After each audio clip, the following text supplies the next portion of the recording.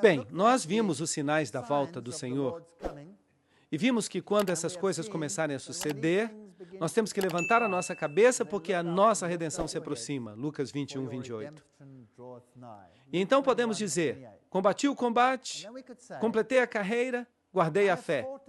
E agora me está reservada a coroa da justiça, a qual me dará o Senhor, justo juiz. Quando? Naquele dia. De que maneira Paulo esperava receber a sua coroa? No momento da morte? Não. Esperava recebê-la naquele dia. E não somente a mim, mas a todos os que amam a sua vinda. 2 Timóteo 4, 7 a 8. De maneira que a recompensa vem quando? Quando o Senhor voltar. Mas que ensina o mundo? Algo totalmente diferente. Ensinam que quando a pessoa morre, o que acontece com ela? Vai para o céu e tem a sua recompensa. E depois, quando o Senhor voltar, essa pessoa tem que pular de novo no seu próprio corpo para ser ressuscitado e para comparecer diante de Deus. Isso é confuso, não é verdade? Será que isso faz sentido? Não tem sentido algum. De maneira que nesse dia recebe a sua recompensa, não antes. Eis que venho como ladrão, bem-aventurado o que vela e guarda suas roupas, para que não ande desnudo e não se veja a sua vergonha. Apocalipse 16, 15. De maneira que alguns nem sequer saberão que ele está voltando, porque vós sabeis perfeitamente que o dia do Senhor virá como ladrão à noite. Vocês sabiam que muita gente usa este versículo para falar do arrebatamento secreto? Que quando dizem paz e segurança, então virá sobre eles destruição repentina, como as dores a uma mulher em parto, e não escaparão. Mas agora percebam este versículo. Mas vós, irmãos, não estáis em trevas, para que aquele dia não vos surpreenda como ladrão. De maneira que se você conhece a sua Bíblia, será pego de surpresa? Não. Não deveria ser uma surpresa, mas aqueles que estão esperando coisas maravilhosas e um milênio de paz e todas estas coisas, será que eles serão surpreendidos? Ah, sim. Vão ficar muito surpresos, porque o Pai não julga ninguém, mas concedeu todo o juízo ao Filho. O papado diz que a banca do juízo lhe pertence. Não, não, não. O papado está equivocado. Todo juízo pertence ao Filho, mas se sentará o juiz e lhe tirarão o seu domínio, domínio papal, para que seja destruído e arruinado até o fim. Daniel 7, 26. Esta é uma referência ao poder do chifre pequeno, o papado, de quem o domínio será tirado. Daniel 7, 13 e 14 diz, e contemplava eu na visão da noite, e eis que nas nuvens do céu vinha um como o filho do homem, que vinha até o ancião de dias, e o fizeram aproximar-se dele. Esta não é a vinda do Senhor. Isto é algo totalmente diferente. E lhe foi dado domínio, glória e reino, para que todos os povos, nações e línguas o servissem. Seu domínio é domínio eterno, que nunca passará, e seu reino nunca será destruído. De maneira que a coroação ocorre no céu. Jesus tira sua túnica sacerdotal e põe a sua túnica real. O tempo da graça termina. E logo caem as pragas sobre a terra. E depois disso, o Senhor virá a segunda vez. Eis que venho logo, e trago o meu galardão comigo para recompensar a cada um segundo a sua obra. Apocalipse 22, 12. A Bíblia diz, e haverá um tempo de angústia tal qual nunca houve, Daniel 12, 1. De maneira que neste tempo, depois que se fecha a porta da graça, haverá um tempo terrível de angústia. Cairão as pragas, e mais tarde eu darei os detalhes disso. Cairão 1000 a teu lado e 10.000 à tua direita, mas tu não serás atingido. Aproprie-se dessas promessas. Certamente com teus olhos verás e contemplarás a recompensa dos ímpios. Este é o relato bíblico.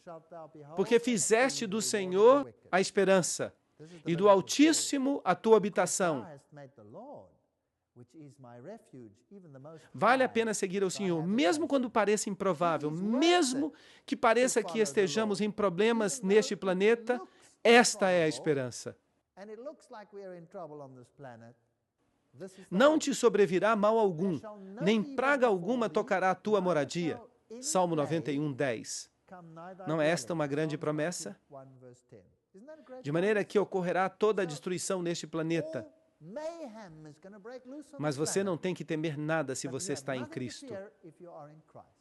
Agora, quando Jesus voltar, teremos a batalha do Armagedon. O que o mundo fala acerca da batalha do Armagedon? Eles dizem que vai haver uma guerra no Oriente Médio. Primeiro, diziam que eram os turcos, mas depois que os turcos perderam seu poder, disseram que iam ser os russos. Os russos viriam e lutariam.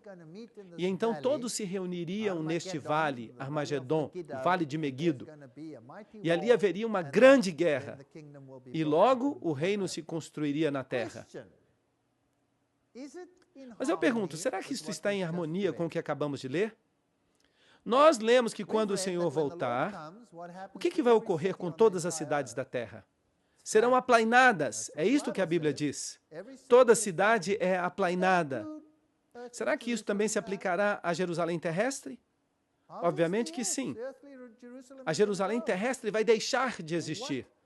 Qual era a bendita esperança de Abraão? Ele aguardava uma Jerusalém terrestre ou uma celestial? Ele aguardava uma Jerusalém celestial. A propósito, quem está construindo esta cidade? Vou preparar-vos lugar, nos disse Jesus. Então, o que é esta batalha do Armagedon? Os reis da terra em todo o mundo são reunidos no lugar que em hebraico se chama Armagedon, Apocalipse 16, 14 e 16. A palavra grega para lugar é topos. E topos tem tanto um sentido literal quanto metafórico. Assim que este último significa um estado de ânimo. De maneira que uma pessoa pode ter um estado de ânimo que o leve a algo. Portanto, Satanás vai incluir um estado de ânimo nas pessoas do mundo que os vai forçar a buscar a morte daqueles que se recusam a obedecer suas ordens. Será que isso faz sentido? Porque topos significa também um estado de ânimo. Joel o chama de Vale de Jeosafá. Ok. Zacarias declara que as nações se reuniriam em Jerusalém, no sentido em que elas lutariam contra o povo de Deus. Reunirei a todas as nações e as farei descer ao Vale de Josafá. Joel 3:2. Porque eu reunirei a todas as nações para combater contra Jerusalém. Zacarias 14:2. Será que a Bíblia está se contradizendo? Não creio. Vejam que o que a Bíblia está fazendo aqui é descrever uma tipologia. O Vale de Josafá é o lugar onde Deus interveio e lutou em favor dos filhos de Deus. E Jerusalém é um tipo do povo de Deus. Deus intervirá e lutará em favor do povo de Deus. E quem vai destruir o ímpio com o resplendor de sua vinda? Jesus. Serão os russos? Não. O Senhor os matará com o resplendor de sua vinda. E não algum poder anticristo que vai ser conquistado em algum lugar do Oriente Médio. O sexto anjo derramou a sua taça sobre o grande rio Eufrates, e a água dele secou, para que estivesse preparado o caminho dos reis do Oriente. Apocalipse 16:12. Será que eles são os russos ou os turcos? Quem quer que sejam, não está em harmonia com o resto da Bíblia. Agora, aqui está o Vale de Meguido. E ali, mais acima, Acabe tinha sua fortaleza. E este foi um dos currais onde se atavam os cavalos, onde eles podiam comer e beber ou fazer o que quisessem. Ali havia cisternas com água, e ali foram travadas grandes guerras. Portanto, este Vale de Meguido é um lugar muito interessante. E quando você está no Vale de Meguido, há um monte que aparece proeminentemente. É o Carmelo. E foi no Carmelo que se tomou a decisão quando Elias disse: escolhei hoje a quem sirvais. Este é o Vale da decisão. Ali, naquela descida. Cheguemos-nos juntos a juízo. Quem suscitou do Oriente aqueles cujos passos a vitória acompanha? Quem faz que as nações se lhe submetam e que ele domine sobre reis? Ele os entrega a sua espada como pó e ao seu arco como pragana arrebatada pelo vento. Do que Isaías está falando aqui? Quem é este rei do Oriente? É o Messias. É Jesus. Sim, é o Messias. Estamos absolutamente seguros disso? Vamos confirmar. Está aqui em Ezequiel 43, 1 a 2. E me levou logo à porta, a porta que dá para o Oriente. E aqui, a glória do Deus de Israel, que vinha do Oriente. Com quem vem? Vem com todos os seus anjos e vem com a glória do Pai, assim como também com sua glória. E o ruído era como o ruído de muitas águas, e a terra resplandecia por causa de sua glória. Quem são estes reis do Oriente que vêm? Jesus e seus anjos. Esta é a única solução em harmonia com a Bíblia que se pode encontrar. Eis que vem o Senhor com suas santas dezenas de milhares para fazer juízo contra todos. Não vai acontecer um Armagedon literal, com todas as nações do mundo reunidas em um vale pequeno. Elas não caberiam ali em primeiro lugar. Mas ele vai condenar a todos os ímpios de todas as suas obras ímpias que haviam feito impiamente e de todas as coisas duras que os pecadores ímpios falaram contra ele. Judas 14, 15. É isto que vai acontecer. Estava vestido com uma roupa manchada de sangue e seu nome é o Verbo de Deus e exércitos celestiais. Estamos entendendo que tipo de guerra vai ser esta guerra? Vai ser uma guerra celestial, uma intervenção celestial. E os exércitos celestiais o seguiam vestidos de linho finíssimo, branco e limpo. Eles o seguiam em cavalos brancos. De maneira que esta guerra será a intervenção de Deus. Assim que o Armagedon é o monte da decisão aqui nesta terra, é quando Cristo intervém em favor de seu povo. De sua boca sai uma espada aguda para ferir com ela as nações. E ele as regerá com cetro de ferro. E ele pisa o lagar do vinho do furor e da ira do Deus Todo-Poderoso. Destruição da grande cidade. E que cidade é esta? Babilônia. Babilônia espiritual. Todos eles se reúnem na cidade dividida em 3 partes. Então, o que vai acontecer com Babilônia? Quando vê que a sua sorte está lançada, esta aliança entre os poderes do dragão e dos poderes da besta e dos poderes do falso profeta, o que vai acontecer com eles? Tudo vai desmoronar, tudo vai se desintegrar. E as cidades das nações cairão. E a grande Babilônia vem em memória diante de Deus para lhe dar o cálice do vinho do ardor de sua ira. Toda esta aliança, esta confederação de segredos e mentiras, vai ser exposta pelo que ela é de fato e vai desintegrar. Então houve relâmpagos e vozes e trovões e um grande tremor de terra, um terremoto tão grande qual jamais houve desde que os homens têm estado sobre a terra. Apocalipse 16, 18. Portanto, a sustentação vai ser retirada de debaixo de toda a cidade. Bum! E as cidades das nações caíram, e toda a ilha fugiu. Isto é interessante. E os montes não foram achados. Assim que as montanhas vão desmoronar, esse terremoto vai fazer algo, e as ilhas vão desaparecer. 2 possibilidades. Ou as ilhas vão glu, glu, glu, glu debaixo da água, ou os continentes se unem e tudo se move para o lado. Há 2 possibilidades, eu não sei qual. Talvez até mesmo uma terceira, talvez até uma quarta. E logo uma grande saraiva. Esta é a 7ª praga. Com pedras de gelo do tamanho de um talento, assim, blocos grandes de gelo, caindo do céu sobre os homens. E os homens blasfemaram contra Deus por causa da praga de granizo, porque a sua praga foi sobremaneira grande. Não honram a Deus porque estas pessoas que são afetadas por esta praga final não reconhecem, assim que blasfemam.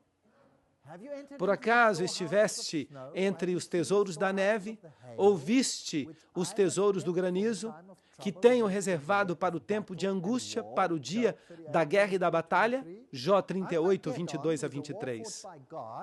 O Armagedon é uma guerra liderada por Deus, usando terremoto e granizo para destruir aqueles que querem destruir o povo de Deus. Apocalipse 16, 7 diz: porque o grande dia de sua ira chegou, e quem poderá subsistir? E a besta, o catolicismo, foi aprisionada. E com ela o falso profeta.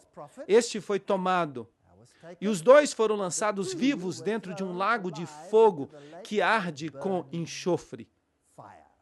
E os demais, quem são eles? Os reis da terra. Os comerciantes, todos os demais foram mortos com a espada que saía da boca daquele que montava o cavalo. Apocalipse 19, 20 a 21. Ok, quem está faltando nessa tríade que acabamos de ler? O dragão não está aí. O dragão são as forças demoníacas que reuniram as pessoas em toda esta união espírita. Ele não está aí.